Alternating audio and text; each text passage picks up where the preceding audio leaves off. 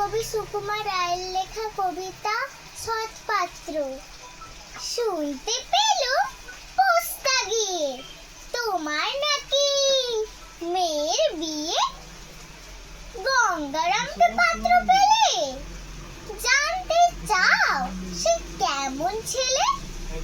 মন্দ নয় সে পাত্র ভালো, রং যদিও বেজায় কালো। তার উপরে মুখের গঠন অনেকটা ঠিক পেঁচার মতন। বিদ্যে বুদ্ধি বলছি মশাই, ধনী ছেলে অধ্যাবসায়। 19টি বার ম্যাট্রিকে সে ঘায়েল হয়ে থামলো শেষে। বিষয় আশায় গরিব বেজায়, কষ্টে সৃষ্টে দিন চলে যায়।